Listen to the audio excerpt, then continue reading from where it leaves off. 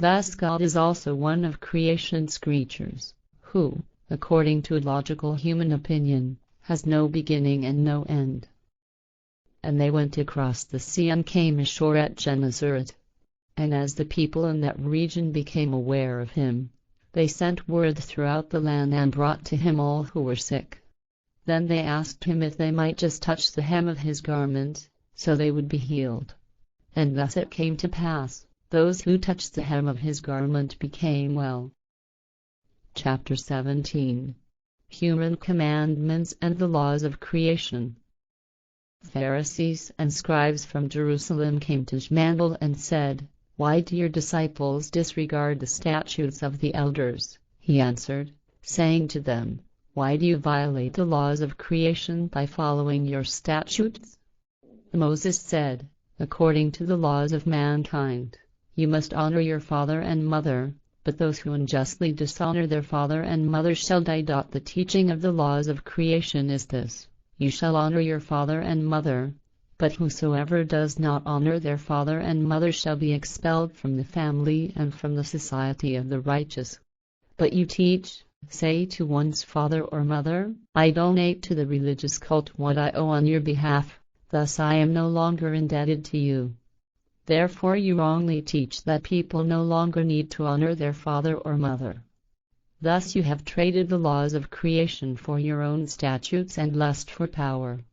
You hypocrites, Isaiah has prophesied quite accurately about you, when he said, the people of Israel give lip service to creation, but their hearts and their knowledge are far from it. They serve their cult in vain, because they teach such falsified and untruthful teachings, which are no more than man-made laws. And Jmmanuel called the people to him and said, Listen and understand. The teachings of the scribes and Pharisees are false and untruthful, for they preach to you only man-made statutes, which are not the laws of creation. Thereupon, his disciples came to him and said, Are you aware that the scribes and the Pharisees were offended by your words when they heard them? They went out to bear witness against you and to have you killed because of your teachings. But he answered and spoke, All plants that do not live according to the laws of creation will dry up and rot. Leave them be, they are blind leaders of the blind. But when a blind man leads another blind man, both will fall into the pit. But let us go away, so that the henchmen remain without booty. Then Peter answered him, saying, Please interpret your speech about the plants and the blind men for us. But Jmmanuel reprimanded his disciples and said, Are you, too, still without wisdom, and therefore also ignorant and doubting in recognition, comprehension and understanding? You have been with me for a long time now, but you still lack the ability to think and recognize the truth. Truly, I say to you, you yourselves will do much toward falsifying my teachings in the future. In your knowledge you barely exceed the other people. Haven't you realized yet that all the parables and speeches have a spiritual meaning and are therefore about the spiritual life of humans? Oh, you have little knowledge. Does your understanding still not extend beyond the stupidity of the people? Beware, lest you see me in a false light and accuse me of an origin from which I could not have descended. Chapter 18. The Pharisees demand a sign. Jmmanuel departed and escaped to the region of Sidon and Tyre. And behold, the Sadducees and Pharisees approached him and demanded that he let them see a sign of his spiritual power. But he answered, saying, In the evening you say, Tomorrow will be a fair day, because the sky is red. And in the morning you say, Today will be foul weather, because the sky is red and cloudy. So you can judge by the appearance of the sky. Why then can you not also judge by the signs of the time? This wicked and unfaithful generation is seeking a sign. No sign shall be given to it except for the sign of Jonah, who disappeared alive into the belly of the fish, dwelled alive in its belly and emerged alive again into the light. And he left them and went away. The Levites and the Pharisees. When they sailed across the sea and arrived at the other shore, They had forgotten to take along some bread. But Jmmanuel said to them, "Take care and beware of the leaven of the Pharisees and the Sadducees." They spoke to each other and said, "This must refer to our not having brought along bread or anything else to eat." When Jmmanuel heard this, he was angry and said, "O you of little knowledge, why does it worry you that you have no bread? Don't you yet understand, and can't you imagine the meaning of my words? Are you then of such little knowledge, and without understanding, that you can't recognize the meaning? Do you still not understand, and do you intend not to understand for all times? Don't you remember the 5 leaves of bread and the 3 fish divided among the 5,000, and how many basketfuls you then saved?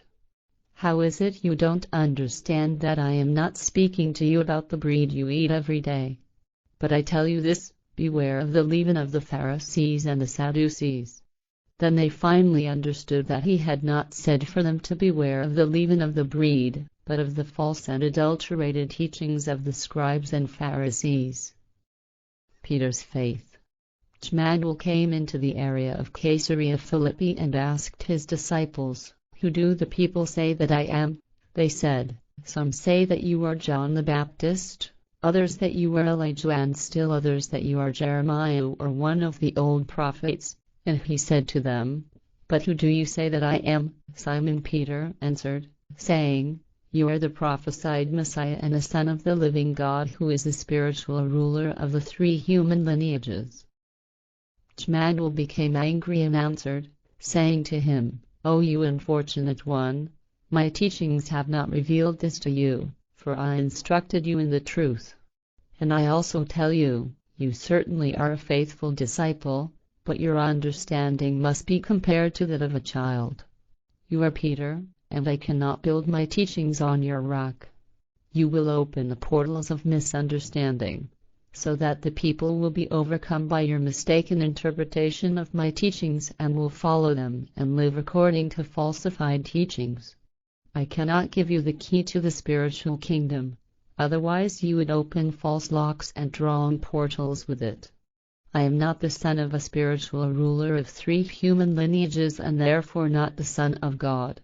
Furthermore, the sole spiritual power is creation and never a human being. Therefore free yourself from these erroneous teachings and learn the truth. My mother is Mary, who truly conceived me through a guardian angel, a descendant of our ancestors, who traveled here from the far reaches of the universe, and my earthly father is Joseph, who only acts as my paternal guardian." Then he warned his disciples never to tell or wrongly assume such things, and that they were not allowed to spread Peter's confused teachings. Proclamation of the Passion. From that time onward, Jmmanuel began to tell his disciples that he would have to go to Jerusalem and suffer much from the elders, scribes and chief priests, because he could not help but bring his teachings to them. And Peter took him aside and spoke to him angrily. "May God or creation prevent that. This must not happen to you, because they will catch and torture and kill you." But he turned to Peter, became angry and said, "Get away from me, Satan, for you are an annoyance, because you are thinking not in spiritual but in human terms." Simon Peter, again you make me angry and show your ignorance thinking.